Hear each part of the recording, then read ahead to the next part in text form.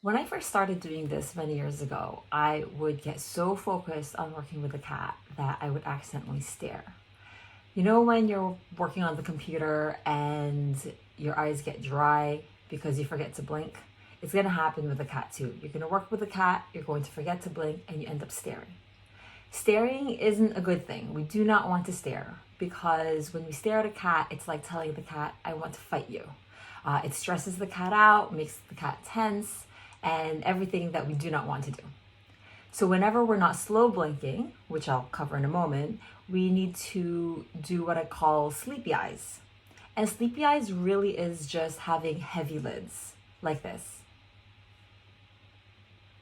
And it's important not to think of it as squinting, because squinting, you go like this and there's tension in the corners of your eyes. And if there's tension, the cat will feel the tension and the cat will be tense. So really just focus on heavy lids like that. It may not look like I can see much out of this little slits, but it's enough to see what the cat's doing, at least for the purposes of socialization.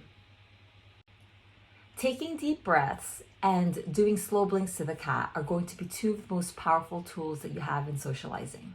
The stories that people tell me about how amazing it was that the cat became so much more relaxed around them, started doing things around them just from 1 week of deep breaths and slow blinks. It just proves how good a tool this is and how important it is. What's going to happen is you do 1 week of sitting sideways of the cat, doing deep breaths, and then slow blinking the cat for the whole session, and that's all we do. And then later on, when we start actually doing stuff with the cat, you start the sessions with the deep breaths and the slow blinks, because the deep breaths prime yourself and then the slow blinks prime the cat in order to be receptive and being willing to try a little bit of the things that we're going to nudge the cat along on. Later on, there's going to be a point in time when you don't have to slow blink anymore. And the best way to tell when that's the time is when you sit down to start a session. Oftentimes, the cat will just come right up to you because the cat's expecting the treat, the play, the interaction with you. And the cat's not even going to look at you. The cat's just going to come right onto your legs, your lap, and just want to engage. So if that happens, you really don't need to slow blink anymore. So let's get into this. Slow blinking. Whenever I work with people on video chats, I put them in an awkward position because whenever they say, yes, I know what slow blinking is, I ask them to show me what their slow blinks are like. A bit weird blinking into your phone at another person on the other side, but it's really, really important for them to get this right. And about 98% of the people that I work with, we have tweaks to their slow blinks, so do not feel bad if it's difficult for you or if the way you were doing it is not necessarily the way that I'm about to show you, right? So a lot of times when people think slow blinks, they think of it as the amount of time the eyes are closed. And what I think of slow blinks is really about the amount of time it takes for the transition phase, the amount of time it takes for your eyelids to close, to open, right? And so instead of thinking of it as open, close, you want to think of it as a sine wave. So it's open, close. And in fact, I usually use a verbal cue to pace people through their slow blinking. So let me show you how a typical person would slow blink, a variation of that that's pretty scary for the cat, and then I'll show you how I slow blink so that you can practice. And it's really important, please practice in front of your camera, record yourself and see how you're doing it, because some people do little quirks that you don't realize you're doing until someone's watching, giving you feedback, or you watch a video of yourself doing it. So how do most people slow blink? And that probably will scare the cat, or these are the reasons why when you slow blink the cat, you're not really getting the response or the progress that I'm talking about. Let me go through 3 different types that I see, right? So the typical is thinking of the slow part of the blink as when your eyes are closed. So this is how most people will slow blink back to me when I ask them to.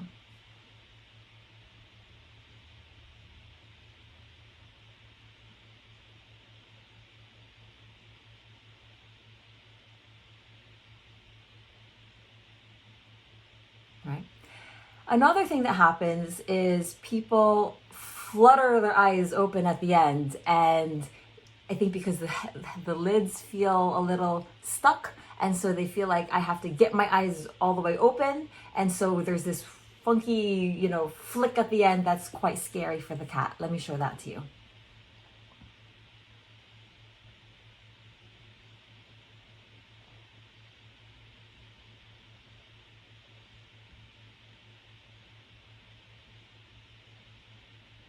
Okay. The way we prevent that flick at the end is I tell people if you just open your eyes 2/3 of the way, it is still an effective slow blink, and that will prevent you from feeling like you have to flick your eyes at the last moment. Another thing that we tend to see is when people have like micro blinks in the middle of it. And maybe I'll show you one more actually after this one, but there's micro blinks. So like this.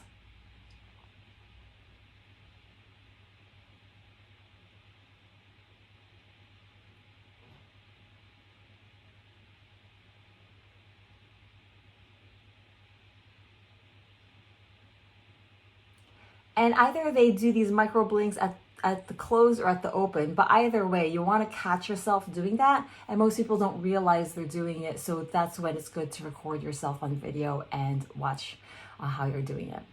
The last way that people tend to slow blink, that's a little bit funky, kind of throws off the cat, is when they squint. So you really want to think of your lids coming down and your bottom lids stay still. They don't come up. So this is like a squint slow blink, which we don't want to do.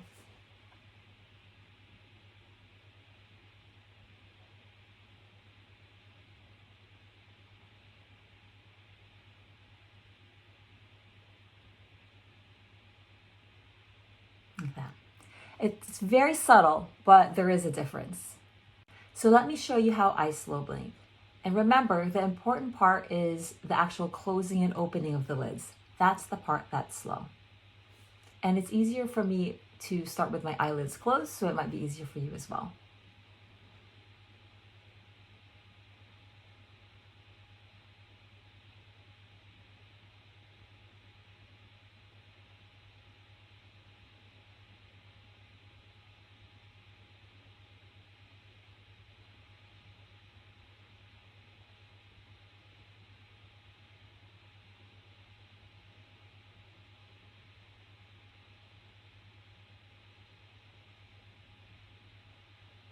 Okay.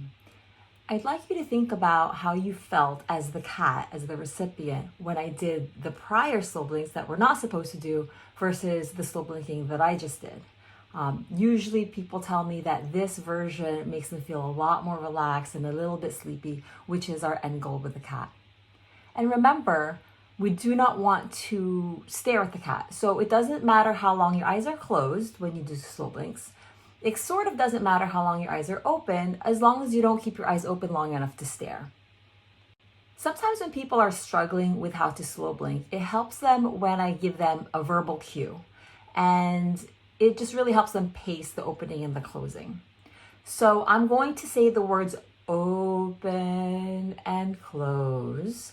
And as I say it, I want you to have your eyes opening the whole time I say the word open and not fully open or open to 2/3 of the way until I finish the word open, and then don't fully close your eyes until I finish the word close. Okay, so close your eyes and let's give it a try together. Open, close, open,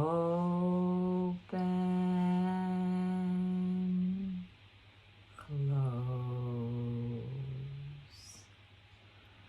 open,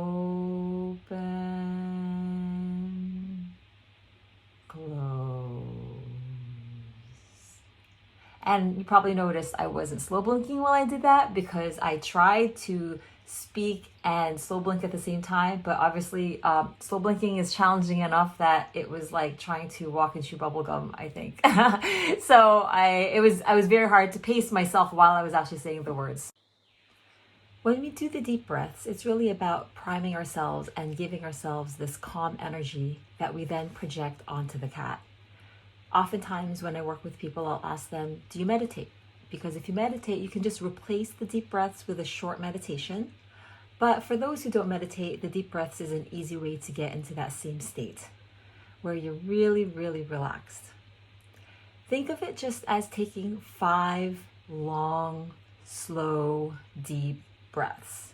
A deep inhale and a deep exhale. Once you've exhaled all of the air, I want you to exhale some more because we always have a little more air left in there. The other thing I like to do is to talk people through almost a little guided meditation while they're doing the deep breaths. And so you're imagining the different parts of your body becoming more relaxed and sinking into the ground with every exhale. Let me give you an example. So we take a deep breath in and exhale. And exhale some more. Now I have my eyes open in the video, but oftentimes I'll do this with my eyes closed because I find that puts me in a calmer state of mind. Now, as I'm exhaling, I'm going to be talking through the guided portion of your body relaxing, but obviously I can't talk and exhale at the same time. So I will kind of exhale/talk, but you get the gist. Take a deep breath in. And exhale, let your shoulders drop and your arms and elbows start to get heavy. And exhale some more. Take a deep breath in and exhale. Feel your hands sinking into your legs, into your lap, your butt getting heavy and sinking into the ground. Take a deep breath in and feel your thighs loosening up and sinking into the ground. Your knees getting heavy and sinking into the ground.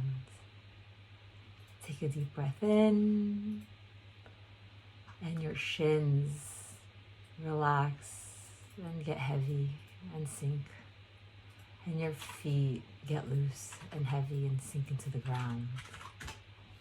Take a deep breath in and exhale and just feel your whole body feeling heavy and really just loosening up. And that's it. Really, really easy. I've talked to some people who even use this at work outside of socialization, and they said it's really helped them become more relaxed and less tense in general in life. So hopefully this is going to do the same for you.